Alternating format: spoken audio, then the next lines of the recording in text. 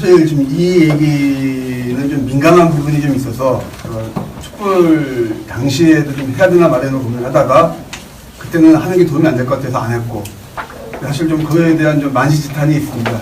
그때 좀 할 걸. 그리고 그 이후에도 이미 지났는데 뭘 하느냐라는 얘기가 있을 수 있어서 또 좀 미뤘다가 이런 기회를 타고 이제 좀 얘기를 하게 됐습니다.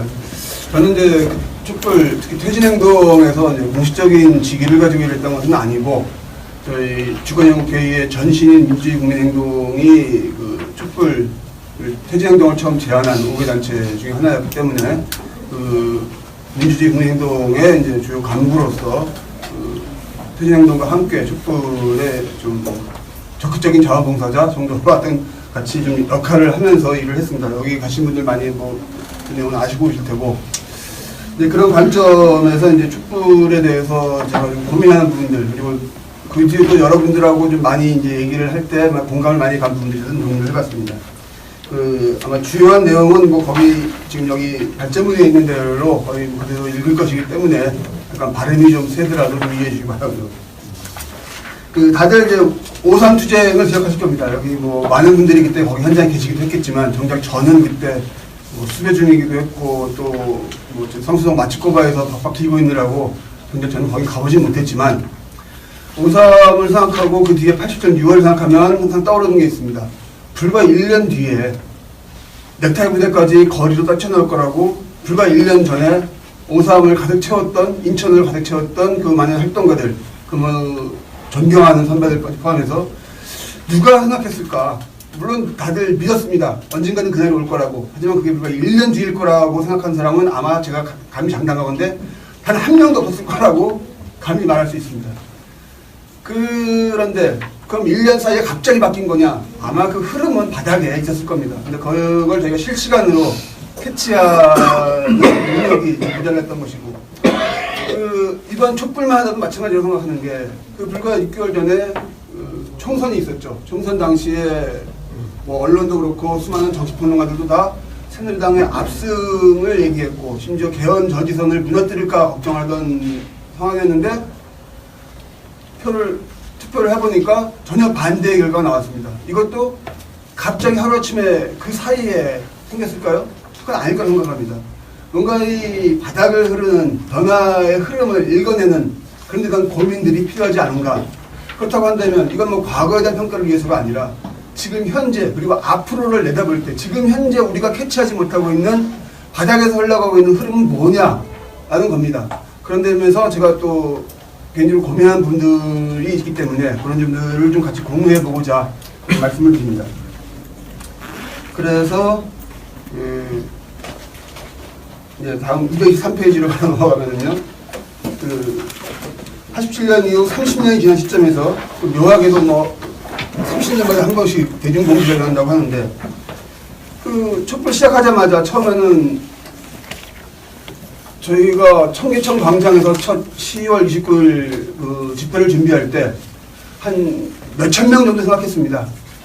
그래서 심지어 무대 연단도 안 쌓으려고 했어요. 그냥 청계천 광장에 둥그렇게 뭐 모여서 서로 이제 처음에 2008년 광우병 촛불 시작할 때처럼 뭐 난장식으로 자유롭게 토론하는 식으로 생각을 했습니다. 그런데 그 바로 전에 그 JTBC, WPC 보도가 터지면서 갑자기 분위기 조짐이 달라지는 거예요. 맨날 졸업하고 한 번도 통화조차 한 적 없던 고등학교 동창한테 전화가 옵니다. 운동했던 사람도 아닙니다. 야, 어디로 가야 되냐? 대중의 분노가 막 터진 거죠. 그런 것들이 저뿐만 아니라 주변에 같이 이제 뭐 운동권 관계자들한테 다 그런 경험이 생기니까 이거 안 되겠다 해가지고 부랴부랴 연단 준비하고 해서 마이크 준비하고 한 게 그날 한 4만이 모였죠. 그 다음 주에는 이거 안 되겠다. 광화문으로 갔는데, 저는 그때 뭐 4만이니까 그 다음에 한 10만 많아봐야 생각했는데 20만이 모였죠. 그 다음에 후배가 100만이 모일 거라고, 한 50만 모이겠지. 진짜 100만이 모였습니다.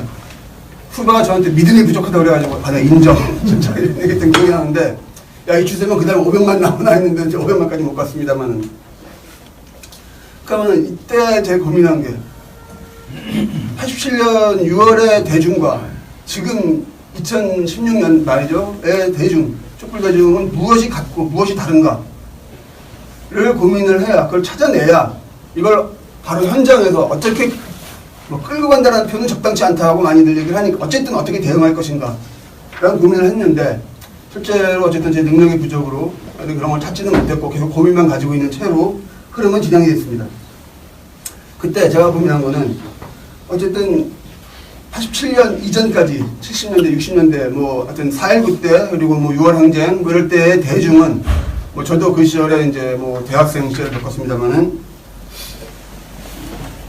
정보로부터 정보, 인포메이션으로부터 차단되고 그리고 공포에 길들여진 결과로 독재 정권을 뭐 일종의 스톡홀름 신드롬이라고 그러죠. 자발적으로 지지했던 대중이었다면 이들이 80년대 전반에 걸쳐서 광주라든가 이런 부분에서 팩트를 접하기 시작하면서 좀 의식이 각성되기 시작하고 또 3조 호황 속에서 중산층 형성되면서 이것들이 역으로 전두환 독재 정권에게는 독이 된 거죠. 중산층으로 성장한 사람들이 의식적으로는 386세대 물론 이제 그 윗세대들도 있습니다만은 전두환 같은 무식한 독재자가 우리의 정치적 대표자라는 사실에 대해서 창피하게 생각했다는 것들이 대중적 정서로 생각을 합니다. 거기에 박종철, 이한열 터지면서 대중의 열기가 이제 거리로 나온 거지만 그러한 대중의 그 의식의 흐름을 운동권 읽어내지 못했다. 이에 비해서 자 2010년대 이명박 박근혜 시대의 대중은 저는 과거 박정희 전두환 시대의 대중과는 좀 성질이 다르다고 생각합니다. 그러니까 국민 일반을 얘기하는 거죠. 이미 이제 뭐라고 그럴까 저 단어 갑자기 떠오르는데 성장의 과실을 맛본 국민들은 자기 이기적 욕망에 근거해서 나한테 어떻게 더 이익이 될 것인가. 흔히 그런 얘기 하잖아요. 의식적으로는 이명박 욕하다가 아파트 하나만 빚을 내서 사면 그 다음부터 무조건 이명박을 찍는다. 왜? 아파트 집값을 올라가게 해주니까.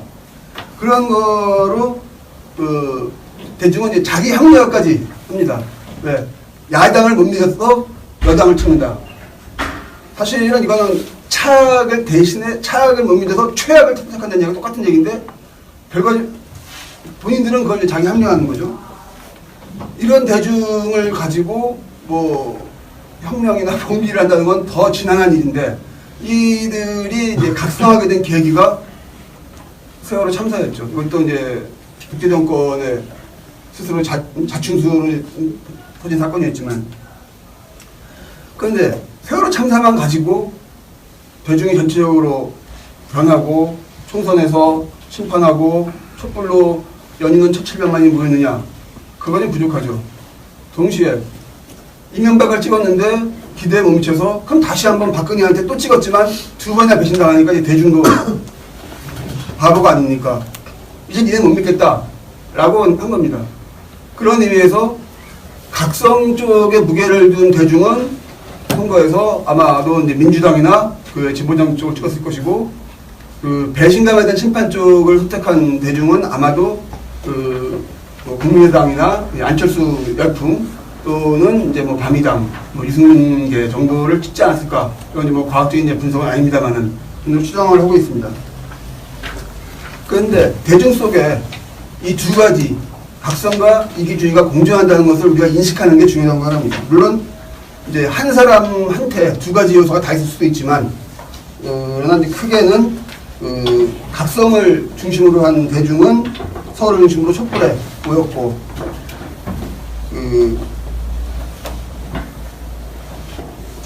탄핵이 끝나고 이제 대중은 다시 원래의 이러한 이제 자기 원소스에 따라서 다시 현재는 분열되어 있다라고 생각을 하고 있습니다. 이것이 현재 대중의 현실이다. 그런데 이제부터 좀 민감한 얘기를 하면 주체의 측면에서 뭐 하이리 같은 얘기는 넘어가고요. 제가 고민하고 강조하고 싶은 건 누군 저보고 너무 이걸 뭐 좀 과장한다라고 얘기도 하지만 항상 성공은 그 자체로 끝이 아니라 더 큰 실패를 부를 수도 있다. 그럼 과연 촛불은 성공이었느냐 실패였느냐. 저는 뭐 일시적으로 소기의 성과는 거뒀지만 장기적으로 보자면 아직은 이제 미완이고 뭐 어느 쪽으로 갈 수 있는데 실패로 갈 가능성도 여전히 가지고 있기 때문에 우리가 특히 신경을 쓰고 주의해야 된다. 그러나 과연 우리가 주관적으로 주체적으로 주의하는 정도만 가지고 이걸 감당할 수 있겠느냐. 현재 어떤 이니셔티브는 사실은 이제 정권, 뭐, 문재인 정부가 가지고 있는 부분이 크기 때문에 이런 것에 대한 우리 고민이 깊다고 생각을 합니다. 그 점에서 이제 되짚어보자면, 퇴진행동은 당시에 이제 소위 이제 민주진보 진영이 거의 총망라되다시피 뭐 정치적인 단체로부터 해서 저기 뭐 생협 뭐 이런 이제 일상적인 단체들까지 거의 한 3,000개, 4,000개 정도의 단체가 물론 이름만 거는 단체들도 많았겠지만 모인 이제 단체였습니다. 이 안에는 이제 이를테면 초기에 노선을 놓고 좀 기층 민주운동 진영과 시민운동 진영 사이에 좀 합치지 않는 부분도 있어서 좀 논란도 많이 있었고 어쨌든 그 안에서 표결은 하지 않고 합의되는 수준으로 만장일치 수준으로만 이제 진행을 하다 보니 그 한계가 대표적으로 저는 이제 이 조직이 물론 능력 부족도 있었겠지만 그런 것 때문에 더더군다나 2008년 광우병 촛불 때의 이제 경험 이런 것 때문에 학습 경험이죠. 지도하려고 하지 않았다는 겁니다. 스스로 지도라는 말도 하지 않았고 뭐 의식적으로 그것들을 좀 거부한 부분이 있죠. 그래서 이런 부분들을 저는 이제 뭐 제가 만든 용어는 아니고 우체국 조직이라고 부르는데 행정력은 엄청나게 높지만 실제로 지도력은 하나도 같지 않은 권위나 지도력은 하나도 같지 않은 우체국 조직이 퇴진행동의 정치였고 또 본 관점에 따라서는 한계였다. 그 당시에 초기에 논쟁을 여기 계신 분들도 많이 계시겠지만 탄핵이냐 하야냐 뭐 누가 보면 같은 거 아니냐라고 할지 모르겠지만 탄핵은 정치권 국회를 중심으로 진행되는 프로세스고 하야는 어떤 그 거세게 이제 대중운동으로 뭐 탄핵까지 뭐 포함할 수도 있고 협의에서는 이제 과항위에서는 이런 부분인데 하야로 정리한 이유는 탄핵으로 하면은 하여튼 방금 말씀드린 것처럼 국회가 주가 되고 대중은 구경꾼이 된다. 그러니까 그럴 수는 없다라고 해서 이제 하야 정리를 한 겁니다. 그 하야 정리를 하려면 이걸 가지고 직접 정치권을 압박을 하는 창구가 있어야 되는데 공식적이든 비공식적이든 이게 좀 민감한 부분이지만은 실제로 일부 좌파 그룹에서는 이 점에서 극렬 반대를 했습니다. 왜? 창구를 하고 야권과 만나는 순간 이미 야권을 대중에게 권력의 주체로서 우리가 오히려 인정해주는 꼴이 된다. 이게 일종의 이제 저는 이제 군대의 경직성이라고 보죠. 그래가지고 실제로 그거를 제외한 하야를 위한 구체적인 논의나 실천적인 대안 고민이 뭐 있었느냐? 제가 아는 한에서는 전혀 없었습니다. 그냥 광장에서 계속 떠들기만 한 것뿐입니다. 근데 이제 이 광장의 목소리가 미화시켜서 찬양만 할 일이 아니고 정치권, 여기 대해서 볼 때는 이건 하나의 유령인 겁니다. 존재는 하지만 실체로서 인정을 안 했거든요. 걔들은 한 번도 광장을 정치적 실체로 인정한 적이 없고 심지어 그 당시에 누굽니까 손학규 씨나 하여튼 김종인 씨나 등등의 좀 올드보이들은 이걸 오히려 앞세워서 그 당시에 탄핵이나 퇴진이나 이것 뿐이 아니고 개헌을 권력 분저명 나눠먹기 개헌을 하자고 이제 떠들었죠. 그래서 대중으로부터 욕만 먹었지만 심지어 이렇게 이용당하는 사례까지 있었습니다. 그러니까 결국은 6개월에 걸쳐서 1,700만이 모였던 집회 끝에 고작 따낸 거는 그냥 처음에 한 두어 달이면 따낼 수도 있었던 박근혜 퇴진을 6개월이 걸려서 그거 하나 따내고 딱 끝난 겁니다. 손익 계산서로 보자면 엄청나게 가성비가 떨어지는 싸움을 했다고 볼 수 있는 거죠. 만일에 초기에 일사불란하게 압박을 하고 그래서 거기 좀 약간 중간에 봉헌에도 했었습니다만은 민주당은 처음에 소위 거국내각을 얘기했죠. 박근혜 2선 퇴진. 탄핵이나 하야가 아니라 그냥 대통령으로 있는데 실권은 놓고 그냥 거국내각에 맡기면 우리가 알아서 할게. 왜? 걔들이 생각하는 정치 프로세스에는 2016년, 몇 년이니까 갑자기 헷갈려. 작년 12월. 사실은 원래대로 하면 작년 12월에, 재작년인가요? 예. 2017. 그렇죠. 2017년 말에 대통령 선거가 있게 돼 있는데 거기에 맞게 이제 내부에 주자들 정리하고 하는 자기들 프로그램이 있었는데 갑자기 이게 두 달 뒤로 탄핵이 물론 두 달 뒤 선거를 해야 되니까 그럼 자기들은 감당할 수가 없는 거죠. 우선 그 내부에 자기들 정파도 정리해도 가는데 그러니까 그게 부담스러우니까 그냥 야 박근혜는 대통령으로 있고 우리가 권력만 가질게 라고 하는 거예요. 대중의 뜻과는 전혀 관계없이. 그러니까 이런 부분에 대해서 박근혜 쪽은 아시다시피 자기들은 이제 자신이 있었으니까 택도 누리다고 거부했고 정치는 오판이지만 그 덕분에 대중의 열기에 빌려서 그리고 이쪽도 어쩔 수 없이 탄핵으로 정리를 했던 측면이 있습니다. 그거를 지금 민주당은 자기들이 처음부터 뭐 주도했다고 자랑하고 있지만 택도 없는 얘기고, 그러면서 불구하고 그 시기가 딱 적기였는데 그 시기를 놓치니 그 다음부터 운동은 상당히 소모적인, 그래서 6개월 동안에 말미에 가면 사실 뭐 민주동문회 같은 데서 같이 오는 이제 동문들도 이제 좀 그만하고 싶다는 얘기들을 술자리에서 좀 공공연하게 얘기하는 그런 싸움 끝에 이제 탄핵이 끝나자마자 대중은 썰물처럼 광장에서 빠져나갔죠. 물론 뭐 초기 두세 달 만에 탄핵을 끌어냈어도 뭐 대중의 열기는 팍 식긴 했을 겁니다만은 이 정도로 식었을까? 이제는 이쪽은 이제 심하게 농담으로 얘기하면 뭐 이쪽 분 보고 오줌 싸고 싶지 않다는 식으로 이제 진절미를 친 피로도에 시달렸을까? 그건 아니라고 봅니다. 하여튼 뭐 그런 의미에서 역사인 가정은 없다지만 이 부분에 대한 상당한 아쉬움이 있고, 그 부분에서 저는 감히 얘기하는데 이때 너무 만장일치라는 전제하에 소수 좌파 그룹의 과잉 대표성을 부여한 게 아니냐라는 부분은 누군가를 탓하기 위해서가 아니라 이후에도 마찬가지입니다. 앞으로의 과정에서는 이 부분에 대해서 어떻게 대응할 것인가. 저는 뭐 물론 특정 그룹을 비난하거나 뭐 눈치하기 위한 부분이 아니고 이분들이 좀 더 자기들의 헌신성, 그 진정성에 더해서 그 소신에 더해서 좀 현실적 유연성도 좀 갖췄으면 하는 개인적인 바람입니다. 그 다음에 어쨌든 뭐 지금 현재의 정권의 우경화에 대한 문제는 지금 현재 개혁, 적폐청산 개혁이 진행되는 게 아니라 올해 역주행하고 있는 현실에 대해서는 뭐 두말할 것도 없고, 그 다음에 이제 대중에 대해서 좀 고민을 해보는데, 그 뭐 대중을 전체적으로 앞에서도 잠깐 뭐 두 가지로 구분해서 얘기를 했습니다만은 뭐 대중을 제가 전문적으로 분석할 수는 없고 다만 몇 가지 시사점에 대해서만 좀 얘기를 해보겠습니다. 이 부분도 좀 약간 민감한 부분이고 좀 반발을 많이 불러일으킬 수 있는 부분이지만, 처음에 이제 이대생 투쟁부터 얘기를 하겠습니다.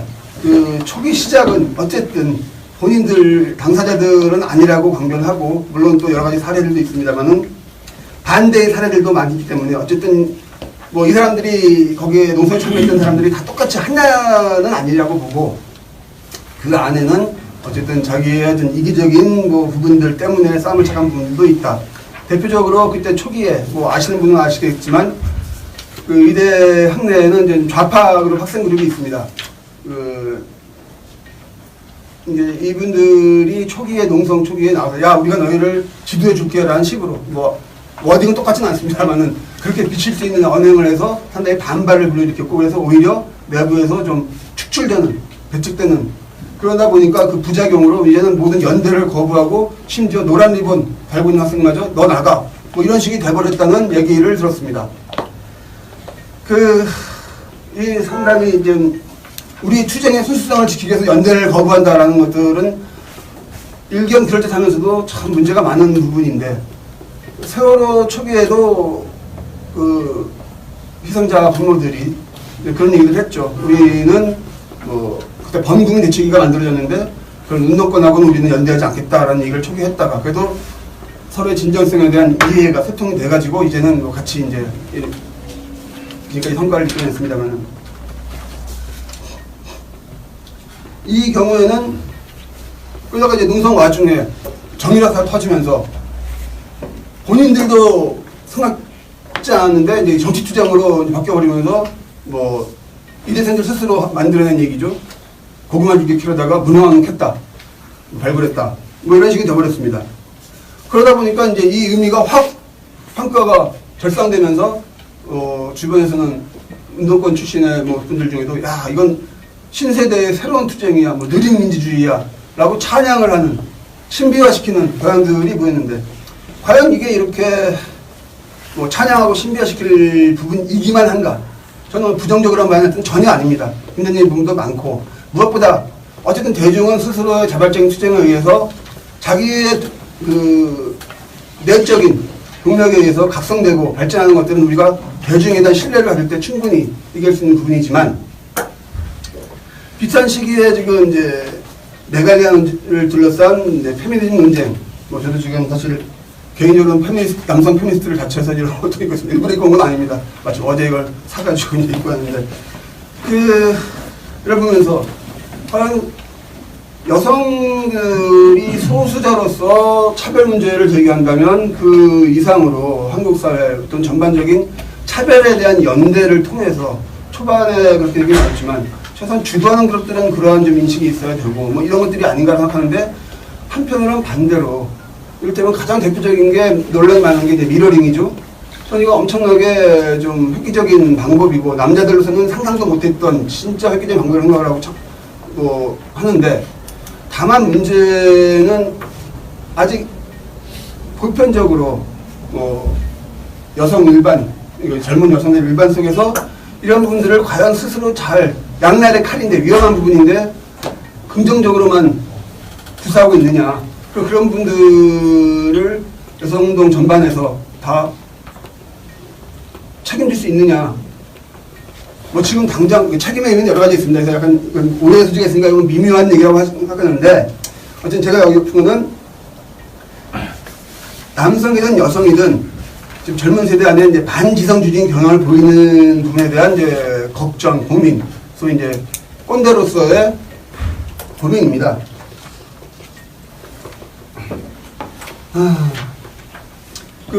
이제 좀 시간이 길게 됐으니까 정리를 해보겠습니다.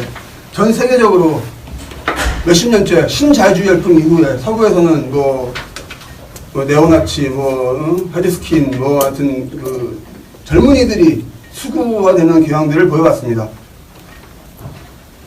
근데 이제 한국도 IMF 사태 이후로 이제 3포 세대라는 말이 이미 널리 퍼져 있는 만큼 청년 실업이 구조화되고 해 있는데 한국의 젊은 세대는 그동안 계속 지속적으로 진보적인 성향을 보이면서 그동안의 이제 싸움에서 민주진보 진영의 힘이 되어 왔습니다. 근데 과연 아까도 말했지만 밑에 있는 흐름이 어떻게 가고 있느냐 과연 젊은 세대가 앞으로도 계속 진보로 남을 것인가 아니면 오히려 젊은 세대들이 수구가 될 가능성은 없는가에 대한 고민입니다. 최근에 이런 이제 메갈리아 논쟁이라든가 에서 보여주는데 또 최근에는 평창 동계올림픽의 아이스하키 단일팀 가지고 전혀 우리가 생각하는 반응을 보였죠. 왜? 그들이 생각하는 공정성에 대한 직자적인 반응이죠. 그들은 그걸 정의감을 생각을 하고 그걸 부정할 수는 없지만 과연 자기들이 생각하는 직자적인 정의감이 이를테면 민족주의라든가 이런 전체주의적인 성향하고 맞불리면은 수구 보수화 되는 거는 일도 아니라는 거죠. 그건 여기 계신 분들도 다 가능성에 대해서는 공감하실 생각을 합니다.